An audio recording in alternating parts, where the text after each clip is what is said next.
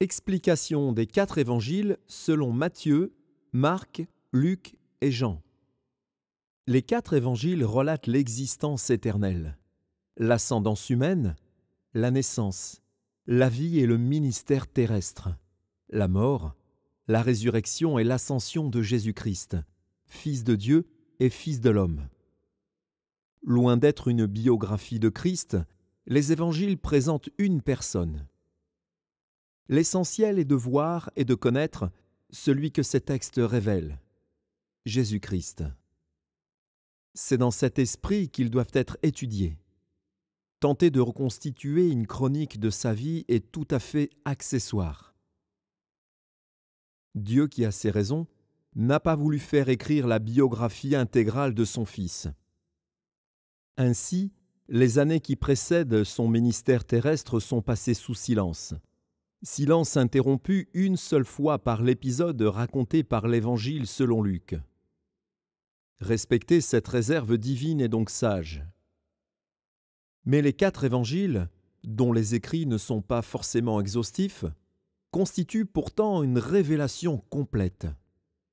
Nous pouvons ne pas connaître tout ce qu'a fait Jésus et, cependant, le connaître, lui. Par ces 4 grandes relations, dont chacune à certains égards complète les 3 autres, nous découvrons Jésus-Christ en personne. C'est précisément en cela que ces écrits diffèrent d'une biographie ou d'un portrait littéraire.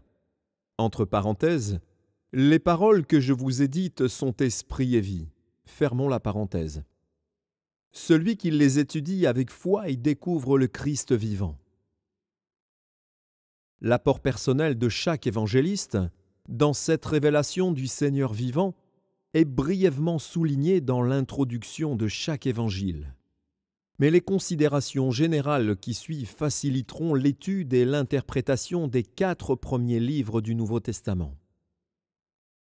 Les explications suivantes peuvent se diviser en 8 points. Premier point. L'Ancien Testament est l'introduction inspirée du Nouveau Testament. Ainsi, quiconque entreprend l'étude des 4 évangiles les comprendra beaucoup plus facilement s'il est déjà pénétré de la vision de la personne de Christ, de son œuvre et de son royaume, donnée par l'Ancien Testament.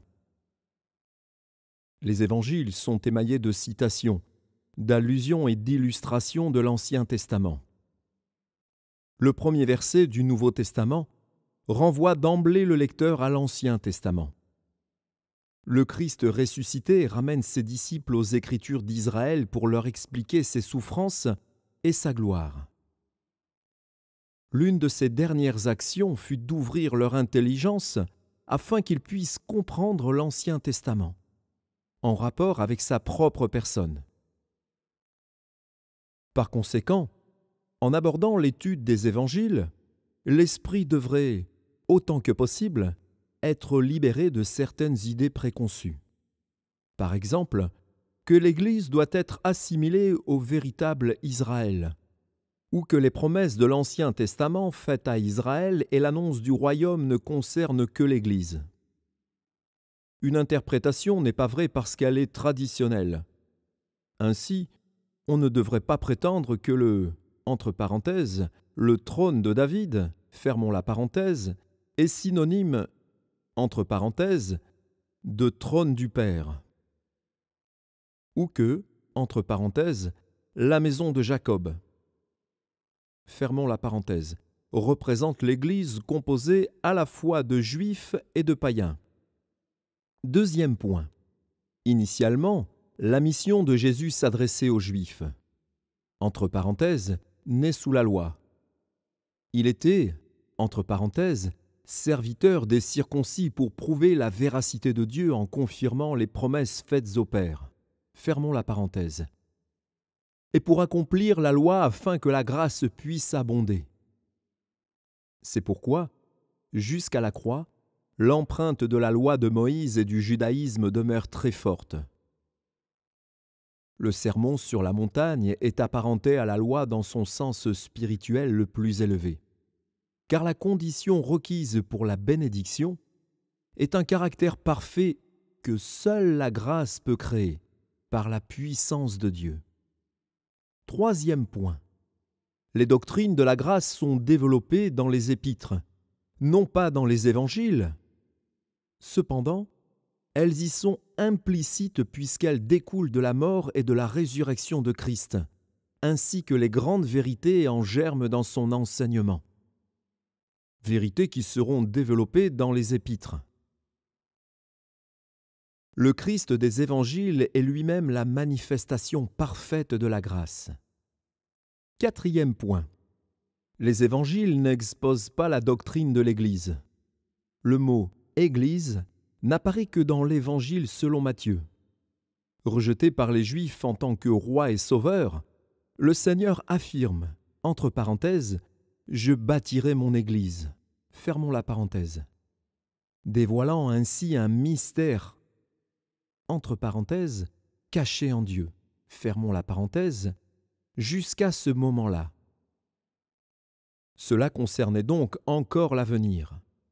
Mais son ministère personnel avait rassemblé les croyants qui, le jour de la Pentecôte, devinrent par le baptême de l'Esprit les premiers membres, entre parenthèses, de l'Église qui est son corps. Fermons la parenthèse. Les évangiles montrent un groupe de disciples juifs, associés sur la terre à un Messie dans l'humiliation. Les épîtres présentent une Église qui est le corps de Christ, constituée par ceux qui ont été régénérés et sont associés avec lui, entre parenthèses, dans les lieux célestes, fermons la parenthèse, cohéritiers du Père avec lui, et destinés à régner avec lui dans le royaume à venir. Sur la terre, bien qu'étrangers et voyageurs, ils sont ses témoins et les instruments servant à accomplir sa volonté parmi les hommes. Cinquième point. Les évangiles présentent Christ dans ses trois fonctions. Prophète, sacrificateur et roi. Prophète, il exerce un ministère semblable à celui des serviteurs de Dieu de l'Ancien Testament. C'est la nature et la dignité de sa personne qui font de lui le prophète par excellence. Autrefois, Dieu avait parlé au Père par les prophètes. Maintenant, il parle, entre parenthèses, en, fermons la parenthèse, Fils. Le prophète de l'Ancien Testament en parlait de la part de Dieu. Le Fils, lui, est Dieu en personne. Au cours de toutes les dispensations, le prophète est le messager de Dieu auprès de son peuple, premièrement pour établir la vérité, et deuxièmement pour ramener celui-ci à la vérité quand il est dans la décadence et l'apostasie. Aussi, le message prophétique comporte-t-il généralement une note de réprimande et d'appel à la repentance. Cependant, lorsque ce message se heurte à l'indifférence, le prophète annonce des événements à venir. En cela aussi, Christ est semblable aux autres prophètes. C'est après avoir été rejeté en tant que roi qu'il communique la plupart de ses prophéties. Le caractère et le cadre de la mission royale de Christ sont définis par l'alliance avec David. Les prophètes l'ont annoncé et le Nouveau Testament, loin de l'abroger, l'a confirmé, en y ajoutant des détails qui ne figuraient pas dans l'alliance originelle. Le sermon sur la montagne développe l'idée de justice qui est la caractéristique dominante du royaume. Le prophète de l'Ancien Testament voyait se profiler, si l'on peut dire, sur le même horizon, les souffrances et la gloire du Messie. Le Nouveau Testament montre que ces souffrances sont séparées de sa gloire par le temps de l'Église. Il annonce que, comme l'alliance de bénédiction contractée avec Abraham a été accomplie dans la souffrance lors de la première venue du Seigneur, son alliance de bénédiction contractée avec David s'accomplira dans la puissance lors de sa seconde venue. Christ n'est jamais appelé roi de l'Église. Pourtant, entre parenthèses, roi, fermons la parenthèse, est l'un de ses titres divins. Aussi l'Église se joint-elle à Israël pour exalter, entre parenthèses, le roi des siècles, immortel, invisible. Fermons la parenthèse. L'Église régnera avec lui, et ceux qui prendront part à son règne ne seront pas nommés sujets, mais cohéritiers. Ils sont appelés par l'Esprit. Le ministère de Christ en qualité de sacrificateur est le complément de son ministère prophétique. Si le prophète représente Dieu auprès du peuple, le sacrificateur représente le peuple auprès de Dieu. Parce que le peuple pêche, le sacrificateur doit offrir des sacrifices. Parce que le peuple a besoin de secours. Il doit être un intercesseur compatissant. Ainsi, Christ qui accomplit sur la croix son œuvre de souverain sacrificateur en s'offrant lui-même sans tache à Dieu, est aujourd'hui toujours vivant pour intercéder constamment en faveur de son peuple. Le chapitre 17 de l'Évangile selon Jean est un exemple de cette intercession. 6e point.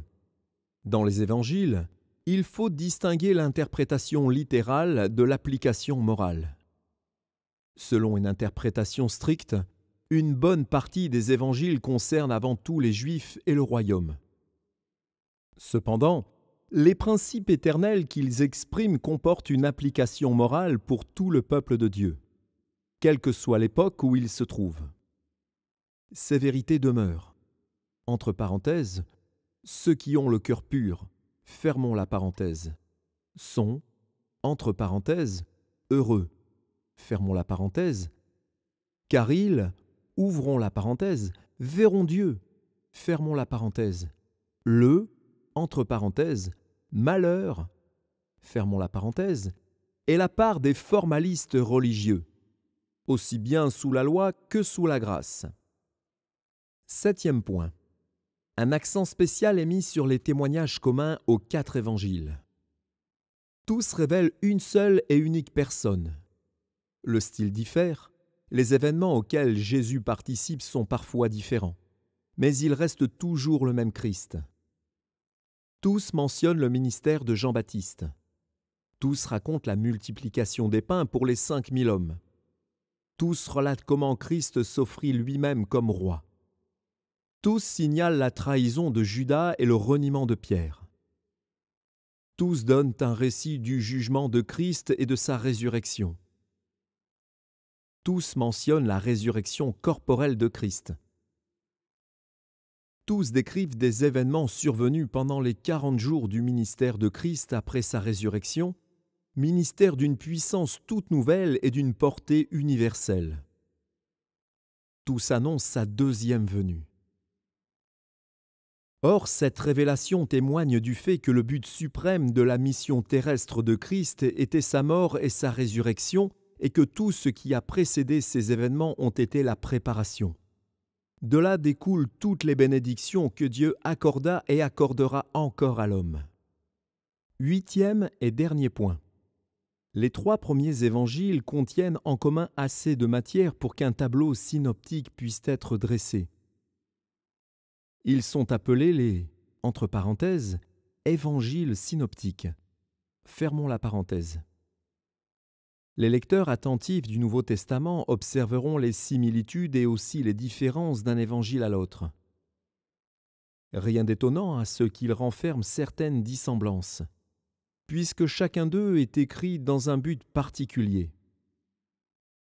Matthieu présente Jésus comme roi, Marc comme serviteur et Luc comme fils de l'homme. L'Évangile selon Matthieu a peut-être été écrit le premier. Le récit de Marc reflèterait le point de vue de Pierre sur le Seigneur. Il est clair, d'après le prologue que Luc donne à son Évangile, que plusieurs récits de la vie et de l'œuvre de Christ existaient déjà auparavant. Quant à l'Évangile selon Jean, il constitue un document à part. Écrit sans doute après les synoptiques, il ne retrace pas toute la vie du Seigneur et s'en tient à l'objectif de son auteur. Présenter Jésus comme Fils de Dieu. Il sélectionne la matière et mentionne de nombreux faits qui ne figurent pas dans les 3 premiers évangiles.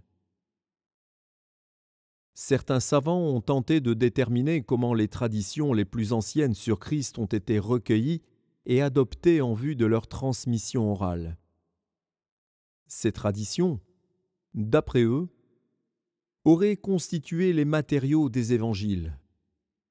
Elles auraient ainsi répondu si parfaitement aux besoins de l'Église primitive qu'on aurait dès lors rejeté la base historique des événements rapportés dans les évangiles. Cherchant à expliquer les différences entre les évangiles, cette approche critique arrive à mettre en doute l'exactitude historique de l'ensemble du récit. Par contre, elle ne tient aucun compte des preuves qui attestent l'historicité des évangiles. Notons aussi que la sélection de documents de base ne conduit pas nécessairement à la déformation des faits. De même, l'utilisation de traditions sûres n'est pas incompatible avec l'inspiration des écrits évangéliques. Souvenons-nous d'un fait acquis et important. Les évangiles sont des documents historiques inspirés, d'une authenticité indéniable et d'une parfaite intégrité. Plus encore, quiconque croit en Jésus-Christ connaît dans sa propre vie la présence réelle du Seigneur vivant. Ce Seigneur révélé avec tant de fidélité et tant de diversité par les synoptiques et l'Évangile selon Jean.